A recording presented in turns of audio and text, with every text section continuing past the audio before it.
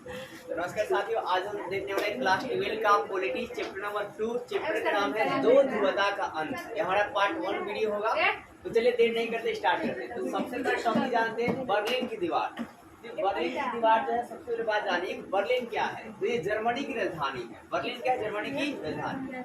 और ये देख लीजिए, मान लीजिए बर्लिन की दीवार है, ठीक है। तो बर्लिन की दीवार जो है ना, इसे कब बनाया गया? तो 1961 में बनाया गया। सबसे पहला सवाल, बर्लिन की दीवार को कब बनाया गया? 1961 में जो है बनाया गया। अब ये जो बर्लिन की दीवार है, ये क्या करते हैं साहब? तो पश्चिमी बर्लिन और पूर्वी बर्लिन को अलग करता है। बर्लिन की दीवार किसको अलग करती है? तो पश्चिमी बर्लिन और पूर्वी बर्लिन को अलग करता है। तीसरी बात क्या है कि ये पूंजीवादी और साम्यवादियों का प्रतीक है। जो बर्लिन की दीवार है वो क्या है? पूंजीवादी और साम्यवादियों का प्रतीक है। तो आपने 3 बात बताया कि बर्लिन की जो दीवार है ये कब बना? 1961 में। और ये पश्चिमी बर्लिन और पूर्वी बर्लिन क्या करता है? अलग करता है। और तीसरी बात है ये साम्यवादी और पूंजीवादी का क्या है जी? प्रतीक है। अब है क्या, ये कितने साल तक खड़ा रहा? 28 वर्ष तक खड़ा रहा। इसके अलावा आपका है क्या कि 9 नवंबर 1989 को आम जनता के द्वारा इसे क्या कर दिया गया? तोड़ दिया गया। तो आपने बर्लिन के दीवार में क्या जाना? पहले से जाना कि बर्लिन जो है ये आपका जर्मनी की राजधानी है और बर्लिन के दीवार को 1961 में खड़ा किया गया। अब ये जो भाई साहब बर्लिन की दीवार है, ये पश्चिमी बर्लिन और पूर्वी बर्लिन को अलग करता है। ये किसका प्रतीक है? तो पूंजीवादी और साम्यवादियों का प्रतीक है। पूंजीवादी कहने मतलब अमेरिका का, और साम्यवादी कहने मतलब यूएसएसआर का, सोवियत संघ का क्या है? प्रतीक है। ये कितने साल खड़ा रहा? तो 28। कितने साल जी? 28। फिर इसे आपका है क्या 9 नवंबर क्या जी 1989 को इससे आम जनता ने क्या कर दिया? तोड़ दिया इस प्रतीक से। तो ये भी आपका बर्लिन की दीवार भी आपके लिए 2 मार्क्स में इंपॉर्टेंट प्रश्न है, ठीक है, टॉपिक है। अब दूसरा जो आपका नेक्स्ट टॉपिक है सोवियत प्रणाली का जन्म या व्यवस्था। मतलब ज्यादातर क्वेश्चन है सोवियत प्रणाली क्या है, ठीक है। ये 2 मार्क्स में कई बार पूछा गया है। तो सबसे पहले आप जानिए कि इसका अभिप्राय क्या है। सोवियत प्रणाली का क्या अभिप्राय है? तो समाजवाद और एवं समता मूलक समाज के आदर्शों पर आधारित साम्यवादी शासन से है। मतलब आपका है क्या कि सोवियत प्रणाली का अर्थ अभिप्राय क्या है? अर्थ क्या है, चाहे मतलब क्या तात्पर्य है? तो समाजवाद एवं समता मूलक। समाजवाद मतलब सारे को क्या भाई साहब? एक समान, ठीक है। और क्या समता मूलक मतलब ये होता है क्या? सबको क्या जी? समान। समाज के आदर्शों क्या है? आधारित है। आधारित क्या जी? साम्यवादी शासन। मतलब आपका सोवियत प्रणाली एक ऐसा साम्यवादी शासन है। ऐसा क्या जी? साम्यवादी शासन है जिसमें सभी समाजों को एक जैसा शासन दिया जाता है, ठीक है। अब है कैसे 1917 में रूस में साम्यवादी क्रांति जो है आपका है क्या 1917 में क्या होता है कि रूस में क्या था जी? साम्यवादी क्रांति होती है। और इस क्रांति को क्या बोलते हैं? बोल्शेविक क्रांति के नाम से जाना जाता है। किस नाम से जानते हैं? बोल्शेविक क्रांति के नाम से जानते हैं। और बोल्शेविक क्रांति के नेता कौन थे? लेनिन थे। इसके अलावा कम्युनिस्ट पार्टी के भी फाउंडर कौन थे? तो लेनिन थे। तो आपसे पूछा जाएगा कि बोल्शेविक क्रांति कब हुई थी? 1917 में हुई थी। कहाँ हुई थी? तो रूस में। इस क्रांति के नेता कौन थे? तो लेनिन जी थे। और इसके अलावा लेनिन कौन थे? तो कम्युनिस्ट पार्टी के भी फाउंडर थे, मतलब संस्थापक थे। इसके अलावा ये पूंजीवादी का विरोध का, ये जो आपका जो बोल्शेविक क्रांति चलाया गया था, ये किसके विरोध में चलाया गया था? तो पूंजीवादियों के विरोध में चलाया गया था, यानी कि अमेरिका के विरोध में ज्यादातर चलाया गया था, ठीक है।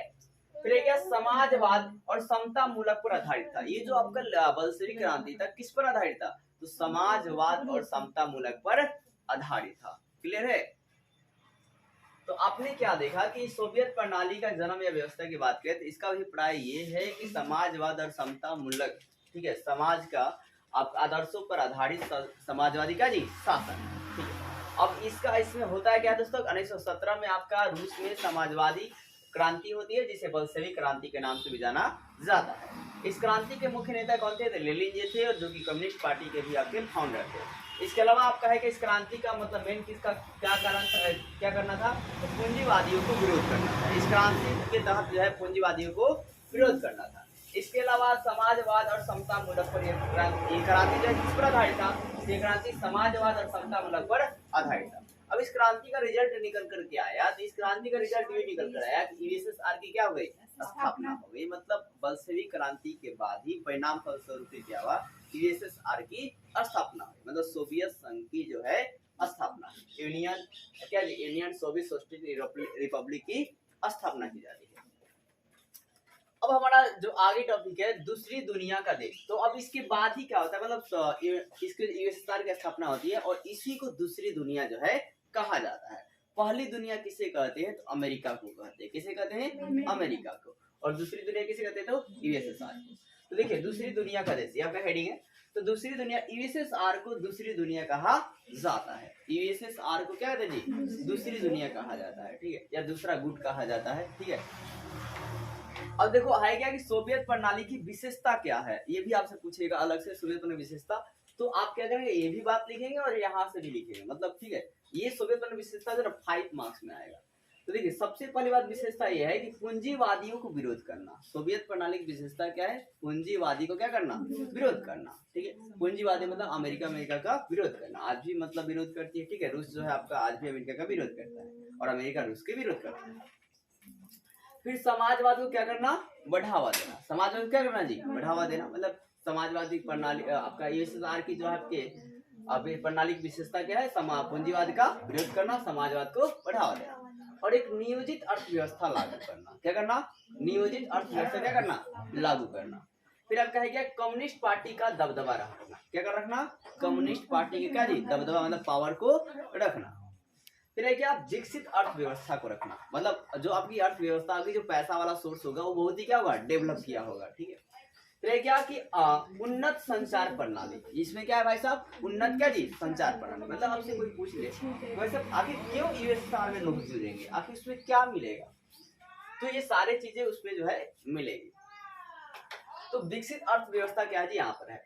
फिर यहाँ पे उन्नत संचार प्रणाली मतलब बहुत अच्छे ढंग का आपका है क्या, कम्युनिकेशन सिस्टम है, ठीक है। मतलब मोबाइल से लेकर आपके क्या कंप्यूटर से लेकर हर चीज का जो है ना नेटवर्क वाला क्षेत्र बहुत ही बेहतरीन है। अब है क्या, विशाल ऊर्जा संसाधन है। क्या है दोस्तों, विशाल ऊर्जा क्या जी, संसाधन है। अब विशाल ऊर्जा संसाधन बहुत बड़ा यहाँ पर ऊर्जा का क्या है, संसाधन है, ठीक है। जैसे कि यहाँ पर आपका ऑयल का है, ठीक है। फिर आपका मिनरल्स का है, मिनरल्स मतलब खनिज का है, ऑयल का है, और फिर क्या आयरन का है, ठीक है। इसके अलावा मतलब ऑयल में आपका पेट्रोलियम है, पेट्रोलियम में गैसोलीन अनेकों प्रकार का, ठीक है ना, खनिज संसाधन है। अब देखो है क्या, आवागमन का बेहतर व्यवस्था, मतलब आने और जाने का, ठीक है, आवागमन का यहाँ पर क्या जी, बहुत ही बेहतर जो है व्यवस्था है। अब यहाँ पर आगे देखो विशेषता क्या है, और क्या है, यहाँ पर उद्योग भी है। इस प्रणाली में क्या जी, उद्योग भी है, इंडस्ट्री वाला एरिया भी है। तो आसानी से लोगों को क्या मिल जाएगा, रोजगार मिल जाएगा, कोई भी यहाँ पर बेरोजगार जो है नहीं रहेगा।